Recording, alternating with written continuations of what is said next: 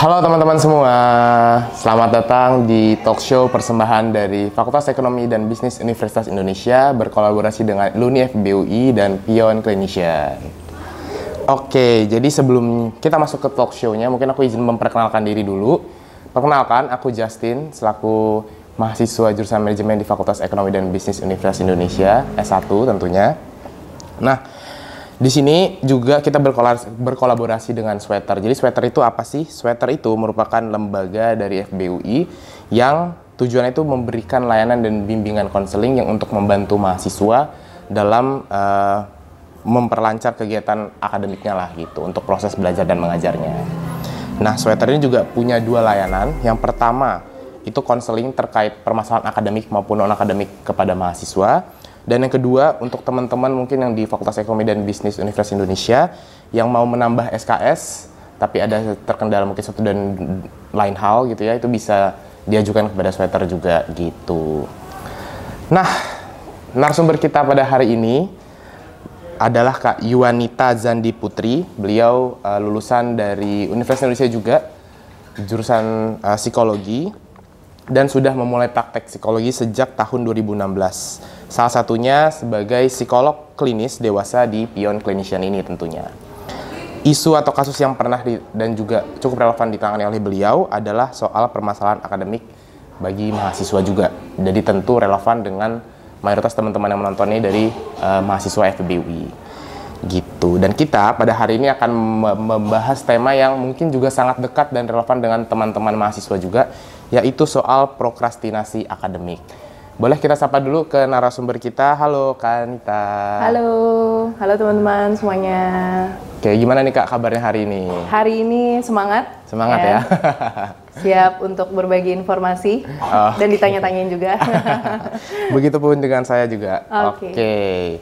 Kita mungkin langsung mau membahas soal tema hari ini gitu kali ya Kak. Boleh. Tentang prokrastinasi akademik. Mungkin juga teman-teman mungkin beberapa masih prokrastinasi akademik itu apa sih, kok kayak nggak familiar kata-katanya.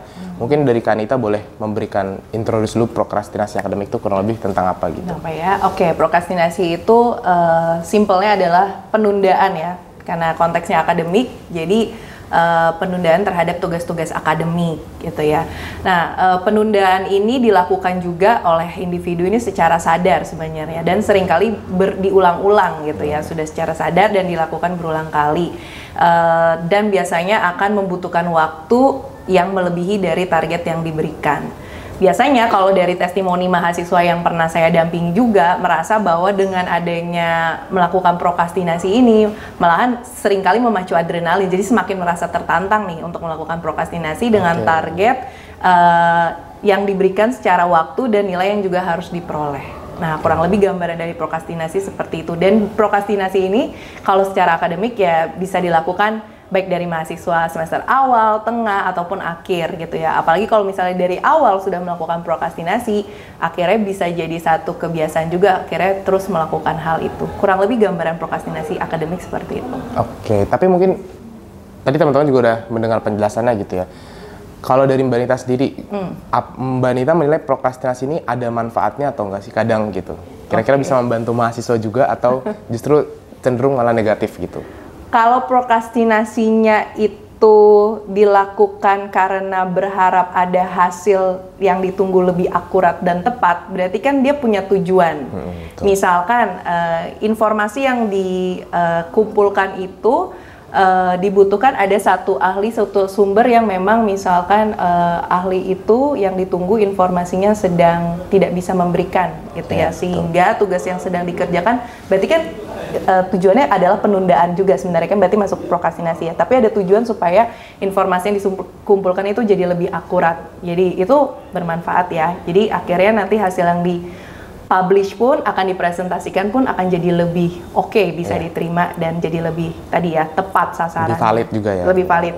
Namun kalau tidak punya tujuan dan kemudian juga apalagi kalau ada unsur penghindaran gitu ya terkait dengan tugas-tugas yang diberikan atau harus menghadiri pertemuan misalnya kelas gitu ya, jadi sangat disengaja gitu ya, tadi seperti tadi akhirnya memang itu akan sangat memiliki konsekuensi negatif gitu, jadi tidak bermanfaat lah ya. Iya, iya. Jadi tergantung kira-kira tuh dia prokrastinasi akademiknya karena apa gitu ya? Betul. Oke. Punya tujuan. Punya tujuan ya. Atau akhirnya tidak punya tujuan. Jadi lebih ke akhirnya jadi habit juga ya. Iya, gitu. iya. Oke. Nah, tentu kan pasti ada penyebabnya gitu ya. Ada faktor yang bisa mahasiswa tuh memilih untuk menunda pekerjaannya lah gitu. Betul. Bisa internal dalam diri dia, bisa juga eksternal. Nah, kira-kira yang paling sering tuh adalah justru yang internal gitu. Internal, benar. Kurang lebih tuh kayak gimana sih Mbak? Ini bisa mempengaruhi si mahasiswa. Mahasiswa, oke. Secara teorinya dan secara juga yang saya temui dari testimoni mahasiswa yang saya dampingi, yang pertama memang salah satunya adalah karena keyakinan irasional. Jadi di dalam pikirannya tuh punya standar tertentu untuk bisa, oh tugasnya project ini harusnya A, B, C, D, E gitu ya. Tetapi kemauan untuk menyelesaikan tugas itu atau misalnya menghadiri ke pertemuan tertentu gitu ya, misalnya maunya pagi gitu ya, tapi misalnya tidurnya jauh lebih malam gitu ya, karena ini dan itu. Biasanya selalu orang yang melakukan prokrastinasi ini cenderung selalu punya alasan-alasan yang masuk akal sih ya. Dimasuk akalkan juga. Dimasuk akalin gitu. Jadi itu semua berkembang karena keyakinan irasional juga. Jadi punya standar tertentu. Kemudian juga adanya merasa pengalaman yang sebelumnya. Jadi ada reward nih, merasa dengan pengalaman sebelumnya berhasil kok bisa ngumpulin tugasnya, atau waktu itu mepet-mepet dosennya ngasih masuk juga kok, misalkan gitu ya. Ya udah, berarti kalau misalnya next saya melakukan hal itu lagi ya saya bisa juga. Ya contoh juga kalau misalnya belajar kemarin, misalnya Justin nggak belajar nih gitu ya, tapi bisa dapet A tuh gitu ya. Berarti nanti the next UTS di mata kuliah yang lain ya nggak usah belajar juga, nggak apa-apa sih gitu ya. Jadi merasa dengan hal seperti itu akhirnya ter-reward lagi gitu ya. Nah kemudian melakukan prokrastinasi juga karena merasa kayaknya saya kurang punya kemampuan deh gitu ya untuk menyelesaikan tugas. Misalnya dipercaya nih kali ini jadi project officer di satu kepanitiaan betul ya, di FEB gitu ya. Terus kemudian kayaknya saya nggak pantas deh harusnya jadi ini, saya juga nggak punya pengalaman, saya nggak bisa ngomong, saya nggak bisa, siapa ya nanti yang bisa bantu saya. Nah jadi akhirnya mempersepsikan bahwa kayak kemampuannya masih kurang, belum bisa oke gitu ya. Akhirnya jadi melakukan penundaan atau penghindaran terhadap tugas yang sudah diberikan tadi gitu ya. Jadi ya itu faktor-faktor internalnya sih. Oke. Kalau faktor eksternalnya bisa apa aja tuh Mbak, kurang lebih? Ajakan dari teman lebih menarik. Ini paling sering kayaknya ya. Kalau ajakan dari teman lebih menarik daripada menyelesaikan tugas akademik betul. Ya gitu ya. Misalnya teman-teman kalau misalnya cowok-cowok lebih mengajak kegiatan-kegiatan olahraga yang misalnya mungkin basket atau futsal gitu ya, yang lebih bergerak gitu ya. Kalau ngerjain tugas akademik kan harus duduk diam gitu ya. Nah itu. Terus kemudian ada juga kegiatan mungkin kondisi lingkungan ya, ketika mengerjakan kalau di kosan cenderung jadi akhirnya lebih ngantuk karena dekat sekali dengan kasur ya. Jadi kasur lebih menarik gitu ya. Jadi akhirnya menunda lagi. Nah kondisi ketika mengerjakan tugas juga ya, itu juga. Terus kemudian tugas terlalu banyak, sepertinya apakah FEB memberikan tugas yang terlalu banyak ya sih? Tidak berani diungkapkan ya. Karena tergantung mahasiswanya juga sih untuk menangani. Ya. Berarti persepsi lagi ya, ini banyak atau tidak ya sebenarnya. Betul. Mungkin menurut si orang yang melakukan prokrastinasi, aduh tugasnya terlalu banyak ya. Banyak karena selalu ditumpuk, jadi terlalu banyak. Jadi dosen semuanya bersemangat sepertinya ketika memulai semester, semuanya ingin memberikan tugas-tugas supaya mahasiswanya semangat, tapi ternyata energi yang dimiliki mahasiswanya bukan untuk belajar, seringkali malah untuk melakukan hal-hal yang lain. Jadi ada kegiatan-kegiatan lain yang lebih menyenangkan. Misalnya di bulan-bulan tertentu lebih banyak konser gitu ya. Jadi lebih tertarik untuk melakukan hal-hal seperti itu. Oke. Mungkin aku juga ternyata cukup relevan juga karena aku kan juga kebetulan sempat ngekos dulu semester 3 gitu ya Mbak. Dan tersentuh di bagian kosan ya? Iya, kok kayaknya agak relate gitu ya. Karena betul kayak itu dekat dengan tempat tidur, dan bahkan ajakan main itu juga aku kebetulan kosannya di Kukusan dekat kan. Jadi teman-teman juga pada ngekos di situ, jadi kalau ada malam, yuk makan yuk, udah mau ngerjain tugas kok, diajak makan, ya udah deh ayo gitu. Niat makan kan 15 menit deh, 30 menit ya. Jadi sejam 2 jam gitu. Jadi itu cukup relevan. Ditambah juga kebetulan aku kemarin agak sibuk kepanitiaan. Nah, ini mungkin juga cukup bakal yang lebih familiar ke teman-teman FEB ya, karena FEB juga mungkin sering dapat julukan juga ya, Fakultas Event dan Bazar gitu, karena banyak kepanitiaan dan organisasinya itu malah kadang justru teman-teman itu melupakan kewajiban akademiknya. Dan akhirnya jadi terjadi prokrastinasi akademik tadi karena fokus ke kepanitiaan dan organisasi ini gitu. Kira-kira ada yang bisa dikasih mungkin tips and trick gitu nggak Mbak? Untuk teman-teman nih supaya balance lah setidaknya agar tidak menunda-nunda kegiatan akademiknya karena kepanitiaan dan organisasi. Karena itu sering dijadiin alasan juga gitu. Betul. Jadi atau bisa juga di sisi lain seperti mahasiswa FEB ini punya tingkat inteligensi yang sangat tinggi. Jadi ketika merasa di kelas sudah cukup, jadi nggak perlu extend belajar misalkan. Betul, gitu. Jadi kepercayaan dirinya juga cukup baik ya. Jadi ketika akan mengerjakan tugas atau misalnya akan menghadapi ujian, jadi merasa seperti itu. Betul. Tips and triknya adalah memang kalau teman-teman udah melihat bahwa akhirnya tidak seimbang nih ya, berarti perlu melakukan evaluasi yang pertama gitu ya. Sebenarnya kan mengikuti kegiatan organisasi itu juga adalah hal yang sangat baik ya, karena akan melatih kemampuan bersosialisasi, kemampuan leadership, kemampuan memanage. Kalau mungkin kuliah itu cuman belajar di kelas terus kemudian pulang atau istilahnya kupu-kupu, itu juga akan kurang bervariasi lah ya gitu ya kehidupannya gitu, hanya satu itu. Tapi dengan adanya kegiatan-kegiatan sebenarnya oke. Jadi boleh banget untuk teman-teman evaluasi sebenarnya. Ini kalau belum seimbang, kemudian kita boleh menentukan mana yang prioritas. Nah, prioritas ini kalau ditentukan memang kan prioritas akan akademik ya. Iya, betul. Kemudian yang kedua ternyata adalah organisasi. Setelah prioritas itu, teman-teman juga boleh kemudian mengatur jadwal. Misalnya boleh dalam waktu 1 minggu, dalam waktu 1 bulan. Nah ini juga yang salah satunya yang sering saya sarankan ke mahasiswa. Setelah kamu membuat jadwal dalam waktu 1 minggu, kemudian kamu boleh estimasi dengan energinya kamu. Kita kan nggak selalu 100% bener ya Justin. Betul, ya. Kadang kita bangun tidur mungkin dengan energi hanya 50. Nah, dengan energi 50 kita belajar, kita harus ketemu teman, kemudian kita juga harus ikut event dan bazar. Ini oke nggak ya? Kalau misalnya nggak oke, bisa aja untuk melakukan reschedule. Yang penting kalau ketika kita berorganisasi jangan lupa untuk komunikasi. Jangan tiba-tiba pergi hilang, set gitu ya, nggak ada kabar. Akhirnya tugas-tugasnya harus diselesaikan oleh temannya. Begitupun juga ketika tugas kelompok. Iya.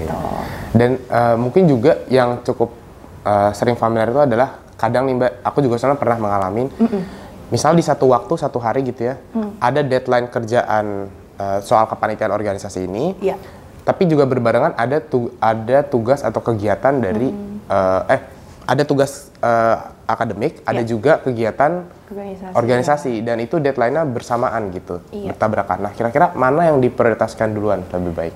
Sebenarnya kalau misalnya prioritas kan akademik duluan ya, gitu ya. Oke, akademik duluan, kemudian pasti baru organisasi. Namun itu juga kita bisa adjusting dengan case by case-nya. Kalau misalnya kamu tadi memang ini adalah posisi kamu yang cukup krusial sebagai PO, terus kemudian kamu diberikan ini adalah salah satu tes deh buat kamu, kalau PO yang ini oke, nanti kamu akan dikasih yang lainnya lagi. Nah, kamu boleh saja mengalokasikan misalnya waktunya itu untuk pertama mengerjakan menyusun berbagai strategi yang kamu butuhkan untuk mengerjakan terkait dengan proyeknya kamu gitu ya. Kemudian kamu melihat bahwa mengerjakan tugas akademiknya ini sebenarnya kamu udah punya data-datanya, kamu udah tahu informasinya, kamu udah tahu aksesnya. Kira-kira yang kamu butuhkan hanya waktunya 1 jam. Sementara kalau yang tadi proyek tadi kamu butuh 2 jam. Jadi kita boleh mengerjakan yang sulit dulu, mungkin yang butuh waktu dulu, baru setelah itu ya. Namun itu nggak selalu harus seperti itu ya Justin ya. Tapi bisa juga kita mengerjakannya dari yang mudah. Misalnya kalau kamu ngerasa bahwa tugas akademiknya tadi ya, karena kamu udah punya datanya, ini tinggal diolah aja nih datanya. Kayaknya kalau misalnya benar-benar fokus, nah itu ya, kalau orang lagi fokus ngerjain sesuatu, bisa jadi lebih cepat lagi, 30 menit langsung bisa gitu ya. Seringkali kan yang menghambat itu kan adalah terdistraksi. Iya, betul. Yang paling sering terbanyak terjadi pada mahasiswa sekarang ini adalah misalnya sosial media, handphone gitu ya. Udah jarang ya, kayaknya kan sekarang ini mahasiswa banyak di kos, udah jarang yang ngalamin kayak saya yang dipanggil, tolong ini dulu nak, ke pasar dulu beli ini, kan udah jarang betul. Ya kan. Biasanya lebih ke handphone, ada notification dan lain-lainnya. Nah, itu lebih seperti itu sih. Jadi kalau misalnya bersamaan, prioritasnya boleh akademik dulu, organisasi, tapi boleh adjusting juga case by case dengan kalau misalnya emang dibutuhkan di organisasi dulu, misalnya meeting dulu nih gitu ya, tugasnya nggak bisa dilepas, ya habis itu baru beralih ke si akademiknya. Ya. Itu. Pokoknya yang penting balance saja dan dua-duanya make sure harus kelar ya gitu. Betul. Kadang juga mungkin wise nggak sih Mbak kalau misalnya kita merasa mampu di awal kayak tadi energi 100%, tiba-tiba menjelang tengah hari kok 50% aja gitu. Terus kita langsung bilang, "Ya tolong kerjain tugas gue dong yang ini," gitu. Maksudnya tugas kepanitiaan gitu ya, biar fokus ke akademik. Itu wise nggak kalau misalnya kita melakukan itu supaya prevent nanti di akhir malah hasilnya nggak maksimal kalau dikerjain sama kita sendiri gitu. Oke.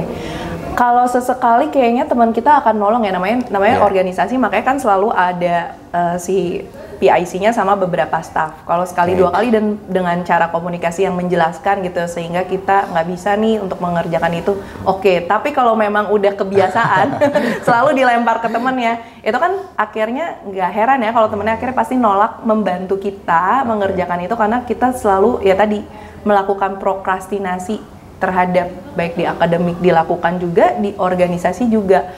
Nah biasanya kalau udah kondisinya kayak gitu, kita jadi sebenarnya kita sendiri mengalami kewalahan secara emosinya juga dan pemikiran kita, karena akhirnya nggak ada yang bisa kita selesaikan. Gitu ya, makanya tadi Justin bilang, nah kalau udah kayak gitu sebenarnya kita coba untuk ingat lagi, evaluasi lagi ya, kalau ini udah kebanyakan, mana yang perlu dilepasin dulu, gitu ya, mana yang perlu didelegasiin dulu. Gitu. Nah, kalau tadi kita bahas soal aplikasinya langsung yang sering terjadi di mahasiswa gitu ya. Mungkin juga teman-teman masih banyak yang bingung, terus gimana caranya supaya bisa prevent hal-hal kayak gitu, baik prokrastinasi yang akademik, dan itu juga kadang prokrastinasi akademik kan bisa mempengaruhi ke kesibukan dia di luar akademik gitu. Kira-kira ada mungkin saran dari Mbak Nita sendiri yang bisa dikasih ke teman-teman supaya prokrastinasi akademik ini nggak dilakukan sama mereka gitu. Oke. Berarti kita boleh cari dulu sumber kita melakukan prokrastinasinya itu, apakah faktor yang sangat dipengaruhinya tadi ya, keyakinan irasionalnya, reward karena melakukan prokrastinasinya, atau misalnya kondisi secara eksternalnya mana. Kalau kita udah ketemu salah satu sumber dari prokrastinasi yang berulang-ulang membuat kita melakukan itu apa, nah kan kemudian kita akan jadi lebih tepat sasaran untuk kalau misalnya dengan kondisi kosan yang nggak salah satu yang bisa kita cegah adalah kalau misalnya abis kuliah kelas, coba ngerjain tugasnya ya langsung aja misalnya di perpustakaan atau di lounge khusus mahasiswanya juga, supaya dengan adanya kondisi yang berbeda dari kosan yang nggak membuat kita tertarik melakukan hal itu, ya udah kita jadi bisa lebih memberikan perhatian yang lebih. Itu untuk pencegahan. Kemudian kalau dari keyakinan yang irasional, memang kalau nggak merasa bisa ngatasin sendiri ya teman-teman boleh datang, misalnya untuk datang dulu deh ke teman gitu ya, datang dulu ke teman, kayaknya punya pemikiran-pemikiran ini deh gitu ya. Nah kemudian teman bisa aja kan, kalau teman kita curhat, teman bisa membantu dengan solusi. Kalau itu aja udah membantu, tapi kalau menurut teman-teman akhirnya pemikiran-pemikiran yang negatif, pemikiran yang tadi irasional itu nggak bisa dibantu oleh diri sendiri, oleh teman udah kali nggak bisa, berarti perlu profesional. Nah ini yang akhirnya kita akan saranin untuk datang ke ahlinya, ke psikolog, untuk bisa mengkonsultasikan kondisi psikologisnya seperti apa. Karena memang kondisi psikologis juga kan sangat mempengaruhi ya Justin ya. Kalau tadi keyakinan irasional berarti kan akan punya emosi-emosi, merasa akhirnya stres juga gitu ya dengan tugas-tugas yang harus dihadapin ini, dengan jadwal yang dihadapi juga. Seperti itu. Jadi preventnya salah satunya kalau di bagian sumber yang tadi, contohnya berarti perlu datang ke konseling dulu, dibantu, diterapi gitu ya, supaya akhirnya bisa lebih lancar dan bisa lebih memanage waktunya dengan lebih bijak ya. Gitu. Nah kalau tadi juga Mbak Nita sudah mention soal konseling gitu ya, berarti ini kan berpengaruh sama tadi ya, kemampuan irasional dan juga mempengaruhi ke kesehatan mental si mahasiswa. Betul. Nah kira-kira kalau menurut Mbak Nita sendiri tuh pengaruhnya sebesar apa sih Mbak dari kesehatan mental ini dengan kebiasaan prokrastinasi mahasiswa gitu?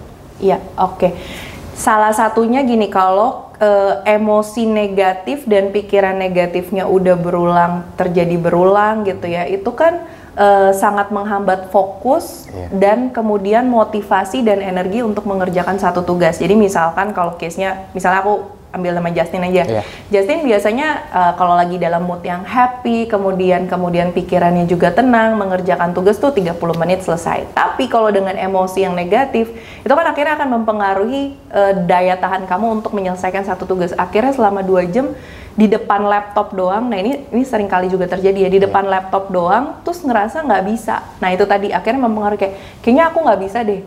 2 jam nggak bisa, terus kemudian coba untuk keluar, besoknya coba lagi, nggak bisa lagi, besoknya coba lagi, terus menerus, akhirnya itu sangat mempengaruhi. Akhirnya akan merasa bahwa kayaknya aku nggak mampu deh.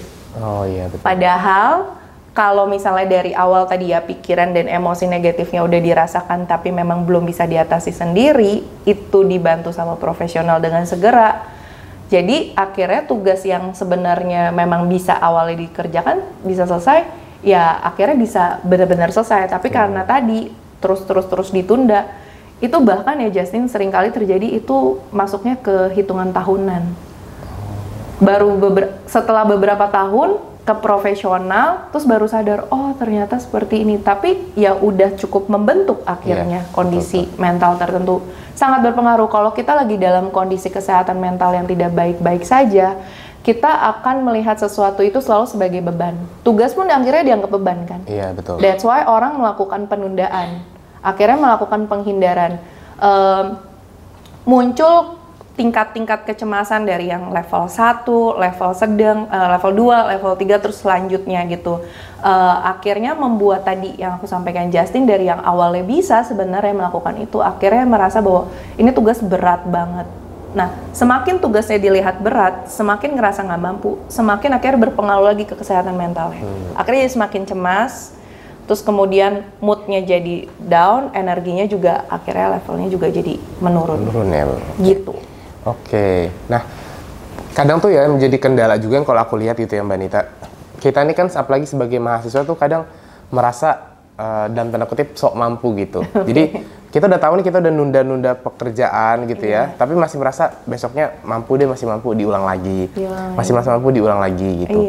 Nah kira-kira ada nggak batasan tertentu gitu menurut Mbak Nita yang oh kalau udah sampai ke level ini tuh harusnya udah ditanganin sama psikolog gitu, jangan ditanganin sama diri sendiri supaya nggak terjadi prokrastinasi yang terus-menerus gitu, dia nggak menunda pekerjaannya terus-menerus gitu. Jadi kalau misalnya tadi ya, emang butuh banget kesadaran dari diri sendiri juga kan Justin. Kalau misalnya ngelihat kayaknya ini semua tugas sudah nggak bisa tertangani nih, daripada cerita curhat di sosmed atau misalnya nyari berulang kali cerita sama temen tapi memang masalahnya adalah di proses di faktor internalnya kita, ya udah langsung aja segera datang ke psikolog. Jadi teman-teman nggak harus datang ke psikolog kalau semuanya tuh udah terlalu parah dan terlalu rumit. Di awal kita udah nyadar kayaknya ini aku udah berubah banget deh, jam tidurnya udah terlalu nggak teratur, pola makannya juga udah nggak sehat, terus kemudian tugas-tugas yang biasanya bisa, kemarin bisa, sekarang udah enggak, ya udah langsung aja untuk daftarkan diri. Dan kalau misalnya teman-teman ngerasa misalnya udah daftar nih di satu klinik atau di satu konsultan terus masih ngantri, ya udah segera option lain aja. Yang penting bisa segera tertangani. Intinya jangan menggunakan hal-hal yang tadi itu sebagai akhirnya nunda lagi. Nah, mindset nunda ini yang akhirnya membuat itu jadi pola kan sebenarnya. Jadi segala sesuatu yang sebenarnya baik untuk bisa datang ke profesional tapi ngerasa kayaknya ditunda lagi. Nah, itu akhirnya mindset penundaannya itu berbahaya. Karena itu sih Mbak, kalau aku juga sering lihat gitu ya, orang-orang tuh menunda tuh alasannya karena masalah stigma tadi sih, kayak oh kalau udah ke psikolog nih kayaknya udah parah banget deh, nanti aja deh gitu. Lebih baik cerita ke temen dulu. Nah, kadang ini kan temen juga ada yang mungkin bisa wise ngasih saran, bisa wise ngasih menanggapinya. Tapi kan kadang juga malah enggak gitu kan. Nah, kira-kira better gimana nih Mbak? Apakah kita cerita dulu ke teman, baru habis nanti kalau temennya siapa temen menanggapinya baik, tapi atau ya udah langsung aja ke psikolog gitu. Sekecil apapun gejala dari prokrastinasi tadi gitu Mbak. Kalau gitu dilakukan berbarengan aja. Jadi cerita sama teman juga, tapi udah mendaftarkan diri ke psikolog juga. Betul sih, memang sampai hari ini masyarakat masih punya stigma kalau ke psikolog itu apa sih masalahnya? Kayaknya nggak gede deh gitu. Ya mungkin buat ukuran masyarakat masalah akademik tidaklah besar, tapi ini semua sebenarnya kalau kita perhatikan kalau misalnya tertunda kelulusannya, kemudian kondisi mentalnya terus-menerus nggak sehat karena tekanan-tekanan akademik, itu kan sebenarnya mempengaruhi banyak hal. Betul. Mempengaruhi keluarga, mempengaruhi relasi juga gitu ya, mempengaruhi universitasnya juga. Itu sebenarnya banyak banget kemana-mana sih konsekuensinya. Jadi menurutku bisa aja dilakukan berbarengan. Kamu boleh juga curhat sama teman, tapi kamu udah daftarin diri ke konseling juga. Ya. Kalau nanti dari hasil proses konselingnya psikolognya bilang, oke, kamu melakukan A, B, C, D aja, atau oke, divalidasi nih emosinya, iya memang kamu punya pemikiran ini ya, ini yang perlu diganti, kemudian kamu punya emosi seperti ini ya, yaudah sambil dilakukan itu berbarengan, dan kayak minum obat, kalau secara medis minum obat, dan akhirnya bisa pulih benar-benar secara utuh gitu loh. Oh, kalau misalnya memang udah parah bisa sampai minum obat juga gitu ya? Berarti perlu bantuan situ. Okay. Nah itu pasti kan akan disesuaikan dengan tingkat gangguan kesehatan mentalnya seperti apa. Nah sekali lagi itu tidak boleh mendiagnosa sendiri dan tidak perlu menurutku. Dan hati-hati juga, kan kadang di sosmed itu orang-orang mungkin kasih testimoni sebenarnya ya. Betul. Nah tapi kadang kalau kita nggak bisa meng-capture beritanya dengan baik gitu ya, mensortirnya, kita ngerasa kayak ya saya kayak gitu. Nah kalau udah saya kayak gitu terus kemudian kita ngobatin diri sendiri nih. Nah itu yang akhirnya jadi semakin kompleks ke sananya gitu. Tapi kalau balik lagi ke prokrastinasi, kan sebenarnya apa sih sumber masalah saya melakukan penundaan dan penghindaran terhadap tugas-tugas akademik ini, terhadap pertemuan akademik. Ada juga loh yang mahasiswa nggak masuk kelas gitu loh, nggak masuk kelas karena misalkan takut sama dosennya, atau sebenarnya belum pernah ketemu dosennya, tapi kata Justin dosennya galak gitu ya. Jadi saya nggak masuk kelas karena kata Justin dosennya galak gitu. Saya nggak mau dibimbing karena kata Justin, itu juga ada loh gitu. Jadi padahal belum pernah menghadapi sendiri gitu. Itu juga bisa terjadi. Itu mungkin juga cuma familiar di FEBUI, sendiri gitu Mbak. Karena si dosen A nih kayaknya kurang nih gitu. Ini intimidating, demanding gitu. Padahal dia belum pernah, karena kan sebenarnya balik lagi ke mahasiswanya juga gitu ya Mbak ya. Bener, gitu. Pokoknya gitu. Dan jangan kamu lakukan pada mahasiswa baru ya. Ditakut-takutin lagi ya. Gitu. Nah, kalau tadi udah bahas soal kesehatan mental juga gitu ya Mbak. Yang paling sering aku dengar tuh dari teman-teman kenapa melakukan prokrastinasi akademik adalah karena sering ngalamin demotivasi. Ya betul, sering juga itu ya. Kira-kira tuh yang Mbak tahu tuh apa sih Mbak soal demotivasi itu apa gitu? Salah satu yang membuat orang demotivasi sebenarnya adalah kehilangan tujuan untuk bisa melakukan hal yang dia inginkan. Misalnya awalnya semangat banget, goalsnya kuliah di FEBUI, kemudian lulus, kemudian kerja di sini kan, jadi kan punya goals tuh. Ternyata kuliah di FEBUI banyak tugas, teman-temannya misalnya ambisius, terus kemudian dosen-dosennya intimidating gitu ya, terus kemudian kebanyakan pakai textbooknya ya bahasa Inggris semua gitu ya. Banyak faktor-faktor itu yang ternyata tidak diduga nih oleh si individu ini gitu ya. Nah, hal-hal seperti itu kan sebenarnya kalau kita punya coping stress yang oke gitu ya, itu kan ya tantangan akan selalu ada dan kita bisa atasin. Tapi kalau misalnya individu ini juga nggak mencari coping stress yang efektif, yang bisa menyelesaikan tantangan-tantangan tadi, itu akhirnya akan ngerasa nggak menyenangkan ya kuliah di FEBUI, teman-temannya gini, dosennya gini. Akhirnya ngelihat itu semua segala sesuatunya jadi negatif banget. Gitu ya, akhirnya kehilangan tujuan, akhirnya ngapain ya kuliah, mulai kayak kehilangan harapan, mulai merasa nggak berdaya, mulai ngerasa si Justin lebih pinter, aku mah nggak pinter, aku mah nggak apa gitu ya, padahal nilainya masih dapat 80. Kamu bisa juga loh kayak gitu. Karena standar juga gitu ya Mbak. Standar juga gitu. Nah itu juga tuh, aku sebenarnya jujur juga mungkin beberapa kali juga sempat ngalamin sendiri gitu ya. Di awal tuh, kayak tadi juga Mbak Nita juga bilang, semangat punya plan A, B, C, D, E, F, G gitu. Dalam 1 bulan harus apa gitu. Tapi pas menjalaninya kok rada capek gitu. Akhirnya kok kayaknya yang plan G ini kayaknya susah nih terrealisasikan. Makin gitu. capek. Makin capek gitu. Nah itu kira-kira hal yang lumrah nggak sih kalau misalnya terjadi demotivasi itu apakah perlu dimaklumi atau gimana caranya? Iya. Kalau dibilang hal yang normal sebenarnya namanya dari semester 1 sampai semester 8 nih kan kalau ininya dari weekend gitu ya semester 1 sampai semester 8 kecuali ada case-case dimana teman-teman harus extend gitu ya. Namanya perjalanan panjang itu pasti akan membuat kita kelelahan kalau kita juga nggak mengisi energi kita, stamina kita dan motivasi kita. Ya ibarat kata aku pakai kalau misalnya kendaraan nggak diisi bensin, gimana caranya kamu untuk menggerakkan dia maju? Jadi motivasi itu ibarat kata si bensinnya tadi gitu ya. Nah kendaraannya itu adalah diri kita. Kalau goalsnya kamu, tujuannya kamu nggak diupdate, terus kemudian tadi yang coping stresnya kamu juga nggak ditingkatkan variasinya. Misalnya coping stresnya caranya itu aja. Misalnya coping stres awalnya adalah prokrastinasi. Oke, yang satu case-nya selesai bisa, tapi kemudian nggak mungkin semua tugas kamu tunda gitu ya. Nah jadi mesti punya coping stress yang lain, misalnya kurangin dulu kegiatan-kegiatan yang nggak perlu gitu ya, atur ulang. Kalau di semester 4 perlu diatur ulang lagi nih, nggak bisa kayak yang semester-semester yang lalu. Nah jadi itu bisa dilakukan juga Justin gitu ya. Tapi ini juga trik buat aku juga gitu karena pasti kalau semester awal itu kan apa jatuhnya masih terlalu kedua gitu. Jadi masih ada kegiatan organisasi, masih ada kegiatan kepanitiaan, mungkin beberapa tahun juga masih ada kegiatan akademik gitu. Jadi itu yang kadang tuh kalau over, kalau jadi dimotivasi kelar semua, nggak ada yang selesai semua. Betul. Nah itu juga mungkin menjadi salah satu pelang. Nah kalau misalnya cara dimotivasi itu kan harus dikalahkan gitu.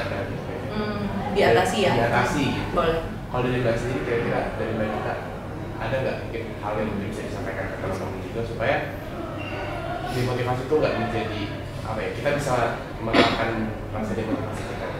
Iya. Jadi kalau misalnya kita tadi lagi ya, apa sih yang paling membuat kita jadi nggak termotivasi ya teman-teman ya. Misalnya tadi kita udah tahu, kita nyadar misalnya salah satu yang bikin saya nggak termotivasi adalah terlalu banyak kegiatan yang saya ikutin juga, akhirnya terlalu banyak job desk. Sementara misalnya harus pulang pergi jadi waktunya dikit banget, waktu tidur juga nggak punya. Nah berarti kita mesti atur ulang lagi ya, supaya perlahan-lahan motivasinya kita mulai terisi lagi. Jadi kalau misalnya satu tugas terus selesaikan kan kita akan ngerasa senang ya, 2 tugas terselesaikan kita ngerasa senang lagi, akhirnya perlahan-lahan motivasinya akan meningkat lagi. Kemudian boleh juga cari support system gitu ya. Kalau misalnya nggak ngerasa oke untuk ngerjain tugasnya sendirian, berarti kita butuh bantuan sih teman-teman grup kita ini gitu, si support system kita ini. Ya memang usahain jangan cari support system yang akhirnya malah ngajak kita main, bukan ya. Malahan mendukung kita untuk bisa belajar dan kemudian membantu kita juga untuk lebih memahami tugas-tugas yang diberikan. Jadi nggak sebenarnya semua tugas itu kan on purpose ya, diberikan sama dosen-dosen kita supaya sebenarnya kita makin skillful. Nah tapi kalau si mahasiswa ini selalu melihat tugas itu, aduh tugas berat gitu ya, karena mindsetnya akhirnya jadi selalu aduh. Coba deh kalau mahasiswa mulai berubah, oh iya ini dosen ini emang kasih tugas tuh challenging banget ya, tapi kalau ada cutting yang berhasil menyelesaikan, sebenarnya ini sangat mungkin juga loh diselesaikan oleh saya. Dia lebih ke melihatnya itu sebagai challenge lagi ya. Nah itu memang menurutku adalah salah satu hal di dalam mindset kita yang mesti kita update gitu ya. Kalau mindset kita udah terlalu banyak sih aduh-aduhnya ini, itu kan menggambarkan sesuatu sebenarnya ya, Justin, yang melihat segala sesuatu tuh pesimis banget. Nah itu yang mesti diupdate supaya teman-teman mahasiswa bisa ngerasa juga motivasinya bertambah gitu ya. Jadi itu beberapa hal yang bisa dilakukan dan masih banyak lagi juga hal-hal yang bisa kita lakukan untuk meningkatkan motivasi kita di dalam menghadapi tugas beban akademik. Jadi tugas dan beban itu nggak semuanya selalu buruk. Tapi itu salah satunya akan membuat kita jadi tambah skillful. Ya, kamu nanti akan tambah good di bidang manajemen dan finance. Amin gitu. Karena benar itu kalau misalnya kita udah menganggap itu beban, ya. Kalau kita balik ke konteks prokrastinasi tadi ya, Mbak. Oh ini beban nih gitu, aduh ada kegiatan, besok ada kegiatan organisasi lagi gitu, terus aduh ada tugas ini lagi, jadi nanti aja deh. Malah kadang tuh justru kalau aku lihat sendiri ya, kalau kita anggap itu beban malah cenderung akan kita tunda gitu. Betul. Dan itu justru tunda numpuk di akhir dan jadi beban sendiri gitu ya, Mbak. Jadi mungkin buat teman-teman kalau tadi juga mengutip dari Mbak Nita sampaikan bahwa ya balik lagi sih ke masalah ngaruh juga ke kesehatan mental tadi ya Mbak Pasti. ya. Itu pasti akan berpengaruh ke kesehatan mental juga. Jadi Betul. bisa kira-kira dari awal, di-prevent dari awal mana yang mau diambil, mana yang enggak gitu ya Mbak kurang lebih. Intinya kalau kita udah melihat ada perubahan di diri kita yang kita nggak ngerasa bisa untuk atasin sendiri, ya tadi bisa berjalan bareng, cari teman yang bisa support, cari dosen yang sangat mungkin untuk bisa bantu kita juga, cari cutting. Pokoknya siapapun, kita namanya effort ya, usaha untuk ngatasin itu, dan kalau perlu memang didampingin sama profesional gitu ya. Di Pion punya banyak profesional, jadi bisa diakses. Betul teman-teman. Gitu Dan bukan suatu stigma yang jelek juga gitu ya Mbak kalau ke profesional, karena kadang tuh manusia, mungkin sifat dasar manusia yang menganggap semuanya bisa dikelola sendiri kan juga enggak juga gitu. Betul. Kalau kita mencoba untuk konsultasi ke profesional justru malah lebih baik kalau lebih cepat gitu ya Mbak. Kita jadi lebih tahu terkait dengan kekuatan dan kelemahan diri kita. Mungkin kita sudah tahu, tapi dengan proses konseling biasanya yang saya dampingin mahasiswanya atau klien-klien saya jadi, oh iya pantesan gitu. Biasanya insight itu, oh pantesan saya tuh ngerasa saya suka capek terus, saya suka susah fokus terus. Kenapa ya? Karena akhirnya energinya tidak dikelola juga dengan bijak misalnya gitu. Ternyata manajemen waktu yang bisa dikelola dengan baik akhirnya terhambat, misalkan ada kondisi-kondisi ini. Kalau ini kita geser, kalau ini kita rubah, kalau pemikiran ini kita ganti, ternyata itu semua akhirnya berimpact sangat besar buat kondisi itu. Bahkan bisa mencegah prokrastinasi akademik teman-teman ya. Jadi ketika kita semakin lebih percaya diri dengan konteks yang sehat, ini konteks sehat ya, percaya dirinya, ya kita akan semakin merasa capable untuk mengerjakan tugas-tugas, menghadiri pertemuan akademiknya, kemudian menulis gitu ya. Buat mahasiswa tuh kadang menulis juga PR banget gitu ya. Nah itu, jadi kita lebih punya percaya diri yang sehat, dan kesehatan mental kita juga akhirnya akan bertumbuh juga. Itu. Oke, jadi itu bisa di take notes ya untuk teman-teman, utamanya teman-teman mahasiswa, karena baik lagi apalagi mahasiswa tentu perlu yang lebih profesional untuk membimbing gitu ya, memberikan, karena profesional pasti akan melihat yang tidak dilihat sama mahasiswa mungkin gitu. Betul, melihat yang tidak dilihat. Sama kalau misalnya kita lagi ngerjain tugas, kita kan butuh dosen pembimbing. Misalnya si mahasiswa ini, bukan berarti mahasiswanya dalam tanda kutip bodoh ya, enggak. Tapi kan dengan dibimbing jadi diarahkan, dipertajam gitu ya, supaya dia benar-benar bisa menghasilkan satu karya yang ini adalah hasilnya lebih oke, dan diberikan saran ya kan, sama dosen pembimbing diberikan saran-saran apa yang perlu dibaca, apa yang perlu diperbaiki. Sebenarnya tujuannya hanya itu aja sih. Mungkin karena kita juga sebenarnya masih banyak yang ingin saya tanyakan gitu Mbak ke Mbak Nita, tapi mungkin karena keterbatasan waktu. Tadi kita udah bahas soal prokrastinasi, kemudian juga apa faktor penyebabnya, kemudian gimana cara menanggulanginya dan lain sebagainya. Seberapa jauh kesehatan mental mempengaruhi itu, dan apakah perlu dukungan dari profesional juga. Nah, mungkin yang paling relate ke mahasiswa sekarang, Mbak Nita boleh kasih pesan tentang prokrastinasi itu sebenarnya seberpengaruh apa, dan kira-kira mahasiswa tuh menanggapnya gimana kalau misalnya dia tiba-tiba mengalami tadi prokrastinasi tersebut gitu. Oke. Teman-teman, aku ngerti banget teman-teman mahasiswa punya banyak peranan juga, tanggung jawab. Prokrastinasi ini awalnya terasa menyenangkan teman-teman ya. Tapi ini tidak baik untuk terus-menerus dipertahankan dan diulang-ulang. Karena ini akhirnya akan membuat kesehatan mental kita juga jadi terhambat, bahkan bisa terganggu, menurun dengan drastis. Dan kalau kesehatan mental sudah menurun dengan drastis, itu meningkatnya nggak semudah itu, gitu ya. Jadi teman-teman perlu perhatikan juga, karena sekarang kita ada di masa dimana kita akan lebih aware terkait dengan kesehatan mental, gitu ya. Jadi terkait dengan isu prokrastinasi ini pun sangat boleh menjadi topik konseling yang teman-teman bisa ajukan ke profesional, supaya kita bisa ngetahuin apa sih yang jadi sumber dari prokrastinasinya ini. Kalau teman-teman melakukan prokrastinasi gitu ya, mendekati deadline dan hasilnya bagus kok, bisa kok, itu tidak selalu berlaku. Intinya tidak selalu berlaku di semua tugas, di semua hal akan selalu bagus. Akan ada kalanya teman-teman menghadapi berbeda dari keberhasilan yang teman-teman artikan itu. Dan ketika teman-teman melakukan prokrastinasinya karena merasa dirinya gagal atau punya emosi yang negatif, itu bukanlah selalu jadi kondisi yang kebenarannya teman-teman ya. Jadi teman-teman dengan datang ke profesional dibantu itu pun akan kita akan cari tahu dan kita akan bagaimana untuk bisa mengatasinya. Jadi teman-teman jangan ragu untuk bisa mengakses meminta pendampingan kalau teman-teman ngerasa tingkatan prokrastinasinya sudah terlalu parah, rumit dan sangat mengganggu kesehatan mental. Kami punya banyak ahli di Pion Clinician untuk yang dewasa juga khususnya sehingga kami bisa mendampingi teman-teman, dan kalau teman-teman butuh bantuan selain dengan profesional boleh juga cari support system di mana teman-teman melihat bahwa ada orang-orang yang bisa support teman-teman. Itu aja mungkin yang ingin saya sampaikan.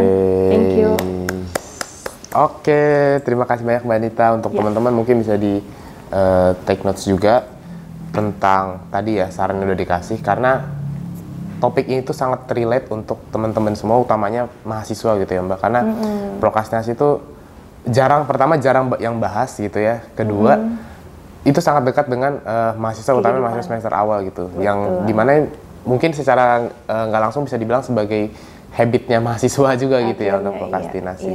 Iya. Gitu. Oke, mungkin untuk topik hari ini, untuk podcast hari ini, untuk talk show hari ini sekian. Sekali lagi terima kasih banyak Mbak Anita atas waktunya. Sama-sama. Terima kasih banyak atas kesempatannya. Untuk teman-teman, semoga episode hari ini bisa benar-benar relevan dan bermanfaat bagi teman-teman, utamanya dalam menghadapi tadi ya prokrastinasi akademik, utamanya untuk pendengar teman-teman mahasiswa di FEBUI. Sekali lagi terima kasih banyak Mbak Anita. Semoga kita bisa bertemu di lain kesempatan. Amin. Oke. Terima kasih banyak Mbak Anita. Terima kasih banyak teman-teman. Sampai berjumpa di episode selanjutnya ya.